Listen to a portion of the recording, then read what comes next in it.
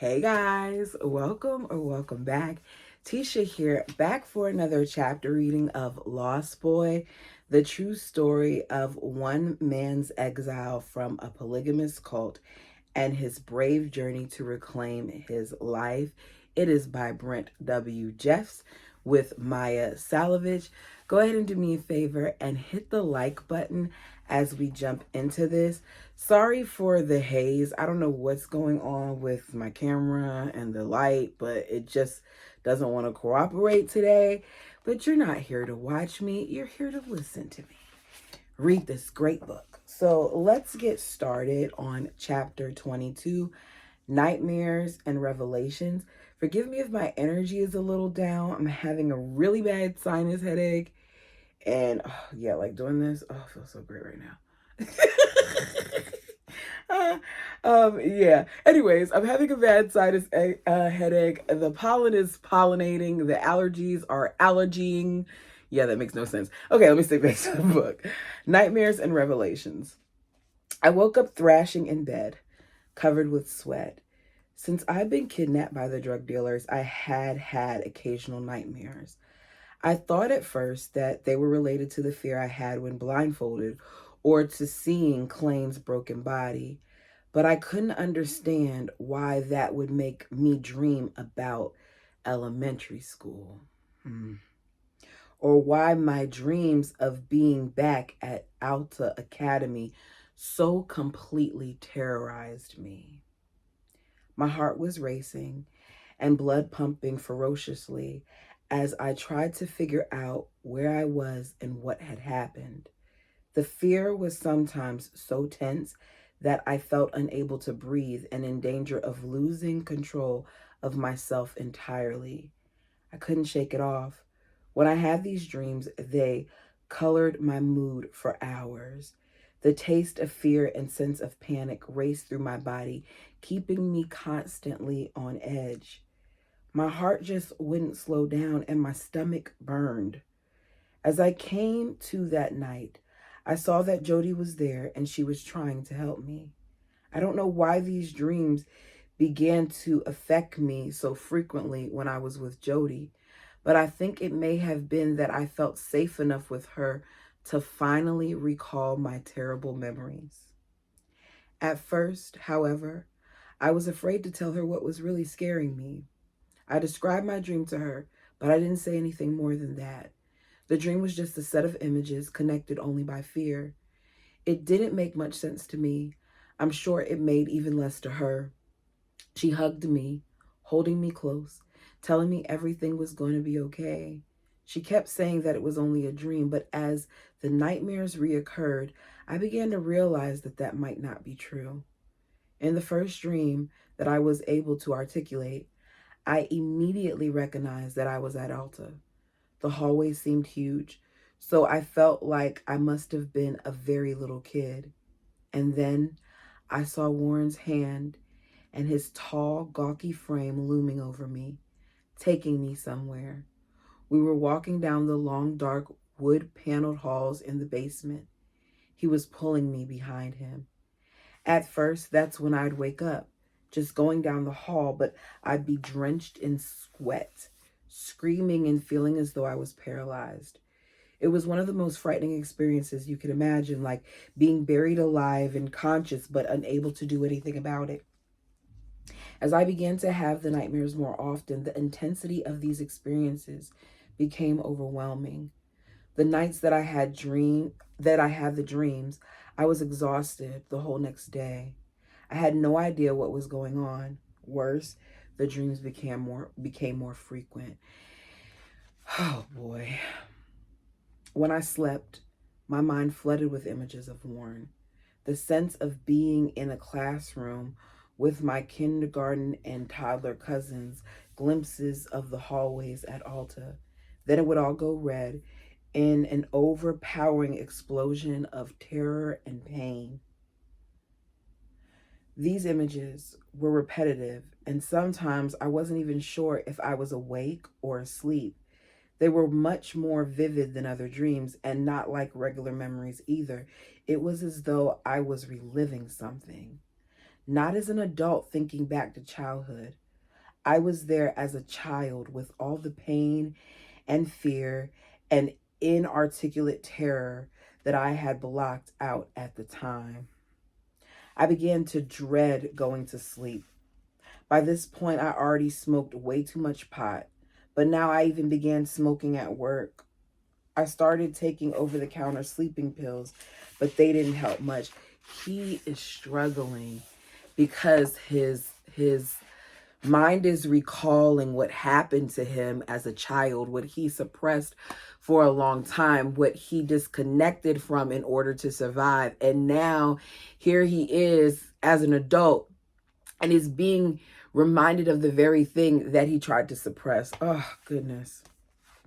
Soon, Jody told me that I was talking, actually screaming in my sleep. Most of it, other than no and please stop, was incomprehensible. But now she too felt that it seemed like I was reliving something awful. She'd wake up and try to calm me down, but that was difficult. It was often hours before I could relax. I didn't know what to do. I tried ignoring the dreams, hoping they'd go away. It took everything I had to make myself drag my ass to work, pushing through each day like a robot. I did my job and paid my bills and didn't care about anything or anyone else. If Jody had a problem, I'd tell her to suck it up. I couldn't listen to anyone or be there for them. Like my dad, I began to have outbursts of sheer rage. Yeah, because it's post-traumatic stress and so many other things that he hasn't dealt with. And here it is, and he doesn't. Oh, that has to be scary.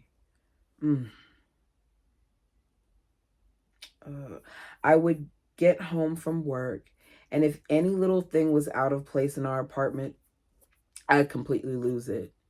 I could see in her eyes that I was scaring Jody, but I just found any kind of sloppiness infuriating. I shouted at her. Part of me realized that I was blowing up over nothing, but I couldn't seem to stop. So he's openly admitting that he is now being aggressive towards her. I'm going to call it abusive, verbally abusive, demeaning, because you're taking out your frustrations on her and you realize it because he says it, but he still kept doing it. At the moment I exploded, I felt as though I could have no peace if the apartment was not perfectly in order. I felt like she was trying to destroy me by failing to keep my home the way I wanted it. Like it was some kind of profound insult and disrespect. I knew that I was being irrational, even cruel. I knew how much I had suffered from my dad's temper, but I just couldn't stand not being in total control of my environment. I had lost control of so much else that having everything in its place seems like the most important thing in the world at those times. Other shards of memory started slicing up my dreams. I began to see the pale blue tiles in the bathroom in the tub.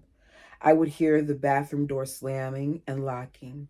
I would see the classroom and the other kids before Warren took me out.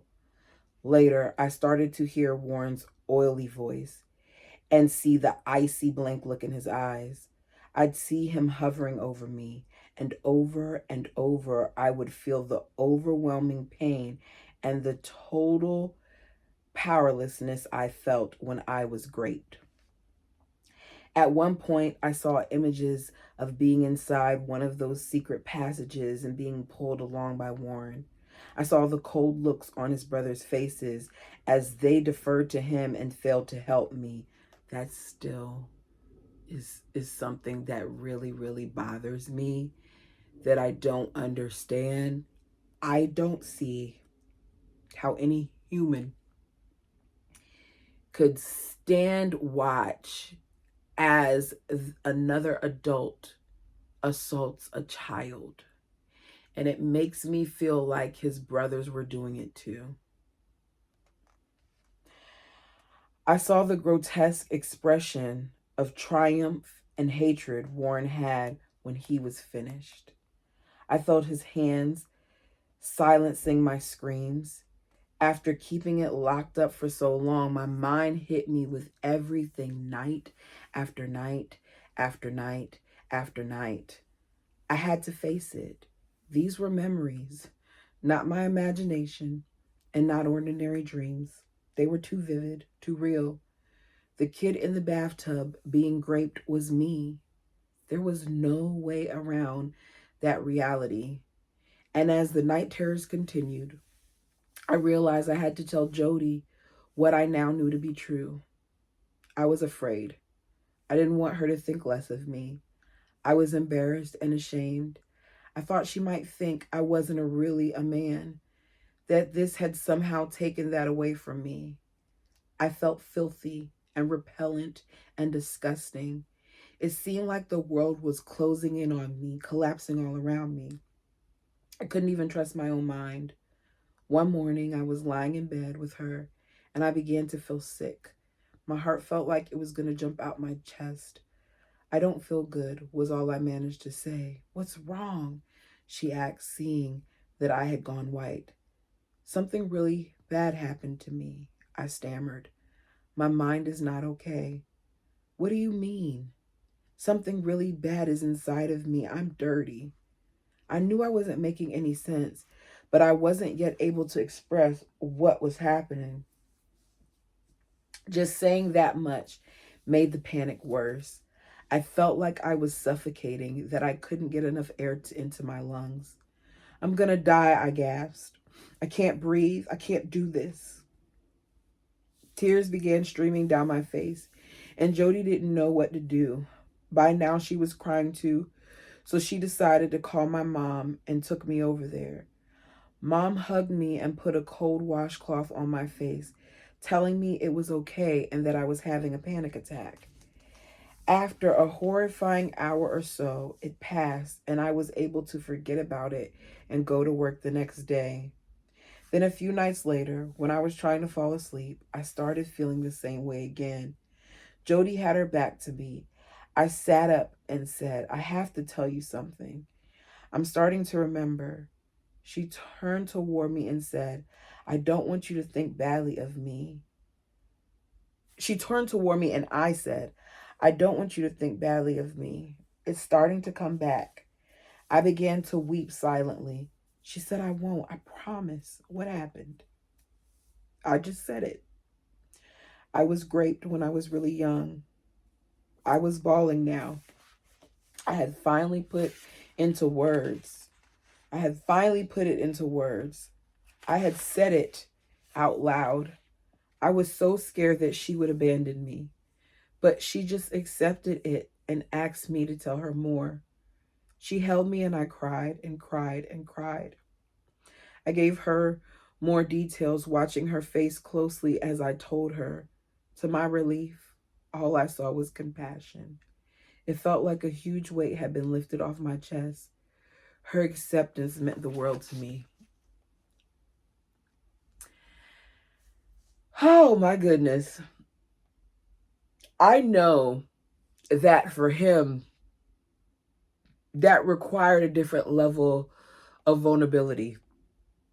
And I think that it is a beautiful testament to who Jody is, that she saw that he needed her, that she was there for him, that she showed him compassion, and that she allowed him to tell her in his timing.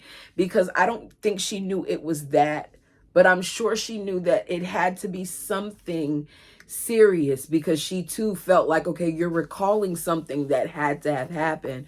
So I think that this is a beautiful moment. If you've ever experienced any type of abuse, you understand how life altering it is, how it even changes like intimacy with you and someone else. So I'm hearing him say this, and I'm thinking to myself, I'm so happy for him that he's been able to find someone that accepts everything, because someone may feel like that's a flaw, but that's not his fault.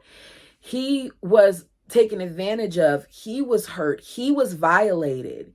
And here she is just stepping in the way that, I feel like people deserve to have someone show up. Like it's beautiful. Okay, let me stop rambling.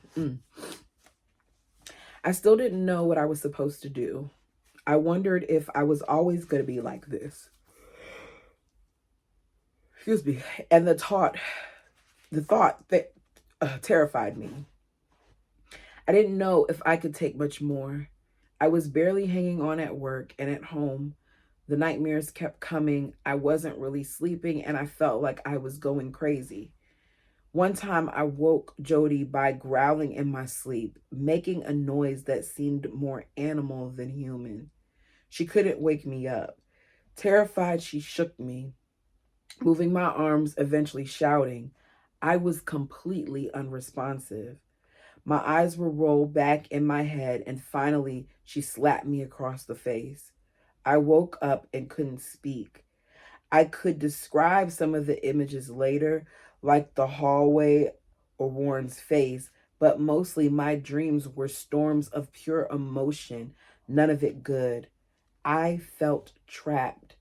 I didn't want to tell my parents because I knew how hurt they'd be to know that Warren had molested not one but two of their boys, but I soon realized that I had no choice. If I didn't tell them and didn't try to get some kind of help, what had happened to Clayne could happen to me. Yeah. I began to see myself as a lifelong druggie, picturing myself dead of an overdose. I couldn't see any other future. I didn't want to kill myself. I had seen how Clayne's suicide had hurt so many people. I had sworn I would never use heroin after watching how it had taken over Clayne's life. I knew it must have helped him cope with these feelings, though, and I felt like I would not be able to resist it if my life continued this way. Now Jody began to plead with me to get help. You need to tell your parents, she'd say. You need to get a hold on this. If you don't, it's going to haunt you forever and it's not worth it. I knew she was right. Somehow, it was still hard to take the first step. Fortunately, not long after this, Jody and I had dinner with my mom and dad and one of my sisters and her husband. We went early, and I used the opportunity to take Mom aside and tell her. She started bawling, and Jody and I had to calm her down. I had been afraid of that. I knew it wasn't her fault, but I knew she would think it was. She felt so bad that she had not been able to protect us. She hugged me and told me she loved me and how sorry she was about what had happened. By that time, everyone else arrived. She had pulled herself together, and we had an ordinary family dinner. All of us had a lot of practice at pretending everything was okay when it wasn't.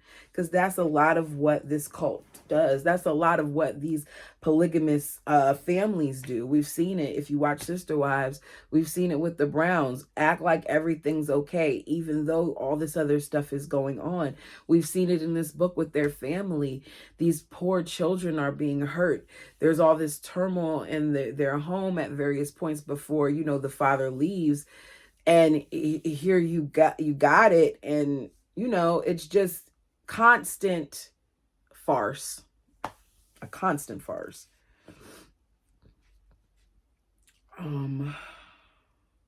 I knew she would discuss it with Dad, and after that, I was able to talk with him about it. Now I really felt I had to do something to stop Warren. My anger over what had happened to me and over Clayne's death continued to grow. There had to be something I could do. I didn't know anything about the law or legal system, but surely there must be some way to hold him accountable. No one should be able to get away with what he had done. This was America, not Afghanistan.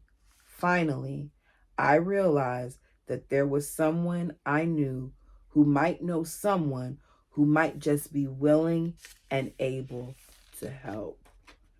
Ooh, all right. Part 4, Fighting Back. Chapter 23, Seeking Justice. Dr. Dan Fisher, a friend of my dad's, had become a wealthy and powerful man. He'd grown up in the FLDS. Like my dad, he had 3 wives, 2 of whom were sisters. When Dr. Fisher was in high school, Uncle Roy had decided that the church needed a dentist. Dan had gone to the prophet's office expecting to be assigned a construction job as a work mission. But he was told instead that he was going to go to college, then on to dental school. Dr. Fisher is not sure why he was selected, but he was a bright, capable student and figures his good grades must have helped. He had longed for more education, so the assignment delighted him. Once again, this shows that these people in this FLDS community do not get to pick their own jobs, that it's assigned to them. That he was happy that he could go to school because he was told that he was going to be able to further his education. Meanwhile, most others get things like construction jobs, which is why Brent struggled so much with figuring out what he wanted to do when he left, because they tell them everything they're going to do. A dutiful church member, he completed his schooling and became our community dentist, treating most of the children and adults in the FLDS. He treated the kids in our family when we were little. When he couldn't find dental products to meet his needs, he began designing what he wanted himself and making it in his garage. He prospered as a result. In the 1970s and 80s, he invented numerous materials like teeth whiteners and dental implants, patenting them and becoming a multimillionaire. Wow, I didn't know that. Chances are, if you've had serious dental work, you've had some of his products in your mouth. But as Warren began to take over and started enforcing all his rules and splitting up families, Dr. Fisher lost faith in the FLDS. He left the church, but our families had stayed in touch. Over the years, he had helped lots of lost boys get on their feet, often by hiring them himself. I had worked for him twice, once when I first left the church as a teenager doing construction, and now as a machinist. I went to see him, deciding that if anyone could help me find a legal way to hold Warren accountable, it would be Dr. Fisher. I talked to him about what Warren had done to Clayne and what I now knew he'd done to me as well. I asked for his help. Dan had founded an organization that was becoming more and more involved in the plight of boys who had left the FLDS. He originally organized the nonprofit Diversity Foundation, also called Smiles for Diversity, for a somewhat different purpose. Growing up as a PLIG kid, he was sensitive to the plight of stigmatized minorities and knew what it was like to be ostracized for being different. He also became horrified by the racist teachings that the FLDS had exposed. You know what? I appreciate this. I appreciate that he's calling out some of the things that they noticed in their teachings. And I love the fact that here you have this man who grew up in this faith, didn't agree with the things that he was being taught, had enough knowledge and exposure to other things that he was able to get out. He's out. He becomes a multimillionaire and is pouring back into other boys and other people who are struggling as a result of this. I think that is beautiful. I love it. I love it. In the late 90s, a series of events crystallized his sense that there was a need for a local organization to promote tolerance. Utah is still a very white, overwhelmingly Mormon state. In fact, this whole part of the West has had serious problems with hate crimes. In 1998, near, Laramie, Laramie, Wyoming, 21-year-old Matthew Shepard was beaten to death because he was gay.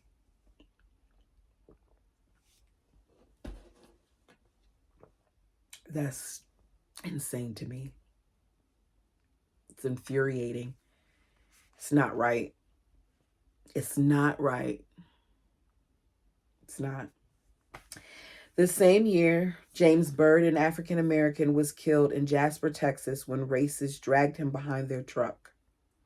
And in April 1999, the Columbine High School shootings left 13 dead in an act of rage and hatred that coincided with Hitler's birthday.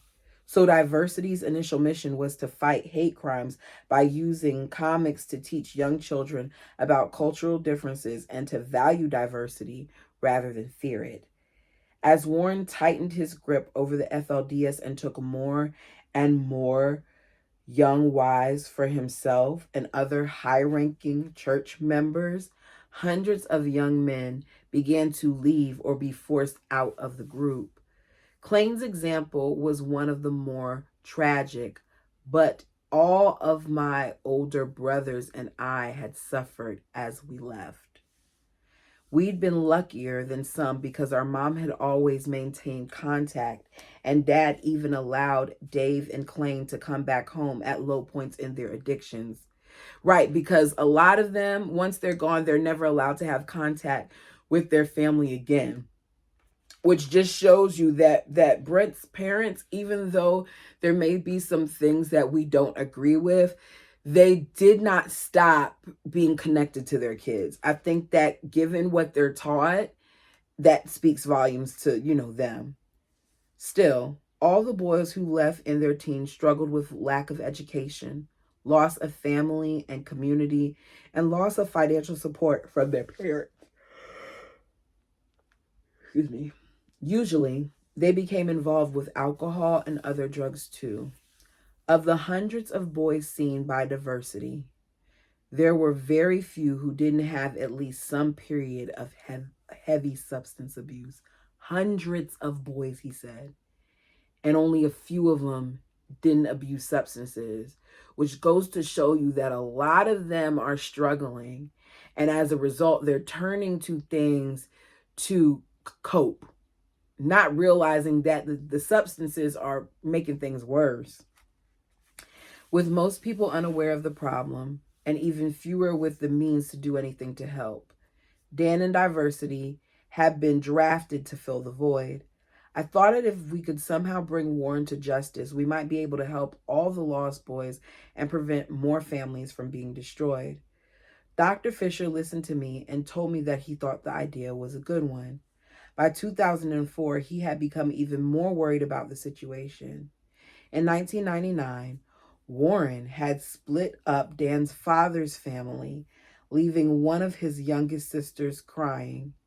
If Father does really well, can he please be our father again? Warren had replied coldly, there's not enough time. Wow.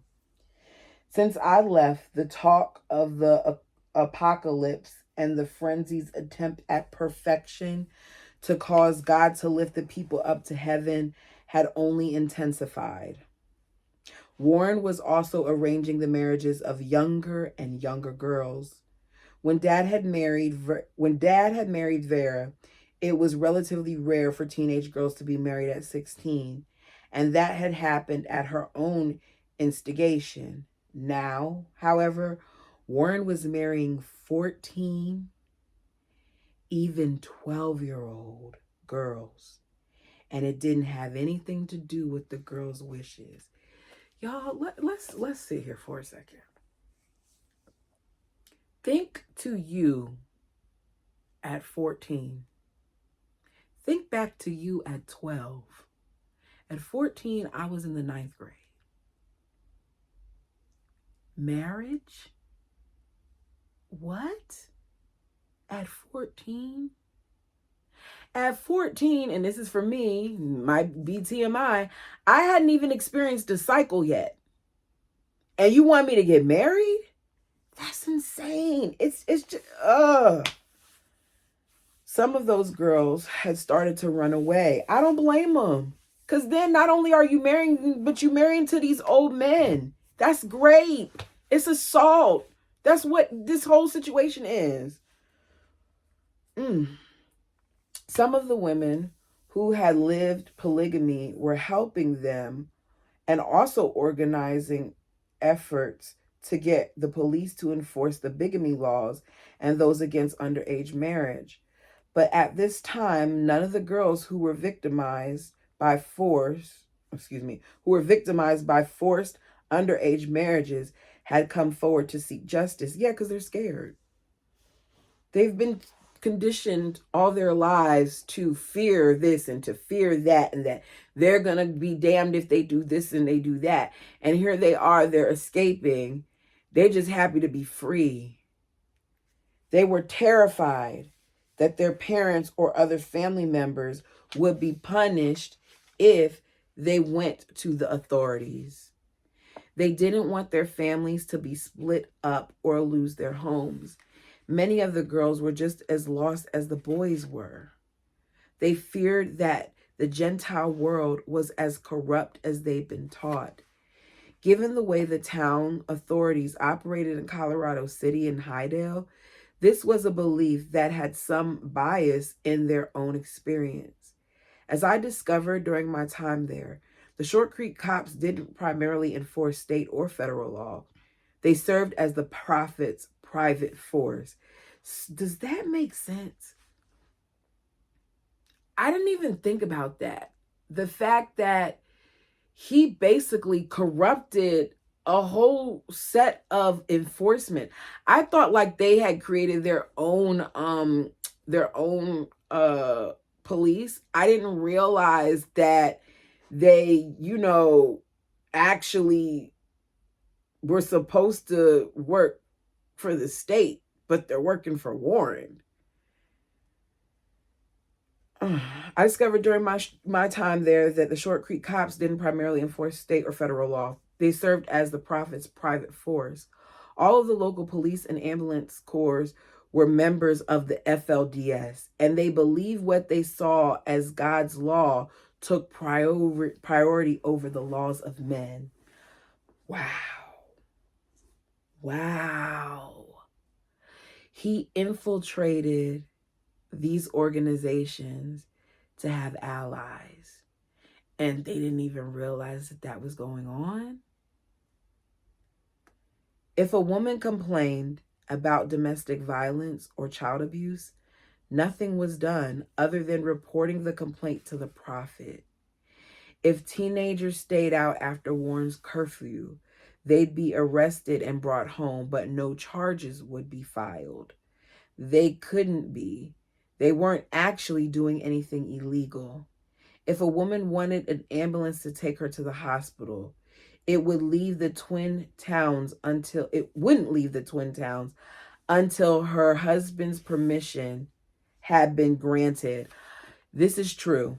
We know this to be true because in Rachel's book, in Sarah's book, in a few books, we heard how these women would want to take their kids to the hospital and they would have to turn to their priesthood holder. Sometimes they weren't even able to turn to the priesthood holder. Sometimes they had to go to the prophet and wait for the prophet to approve. So here you are, in a lot of instances, you have kids that are suffering days upon days with broken bones and things of that nature. And I remember reading that Warren's thing was to pray it away, like to pray, oh, you don't have enough faith for that person to be healed and yada, yada, yo. Even when the lady had internal bleeding, she had to talk to, a man first before she could go and seek help. So this is very, very true. And it's crazy. Coming from that world, it was hard to believe in justice. And when the community you've been taught has all the answers turns on you, it's hard to believe that outsiders whom you have been taught are evil will do any better. Even if you no longer believe that Gentiles are devils, it's still difficult to avoid acting as if they are. In fact, I think the hardest part of leaving the FLDS is constantly fighting these battles in your own mind. I knew that taking Warren on was a formidable task. It would be like trying to bring down a king who ran his own country with his own army. But my anger over how Klain and I and the rest of my family had been treated wouldn't let me rest. I told Dr. Fisher that I was willing to do anything to help. If it took going public about the abuse I had suffered, I would do that. Wow.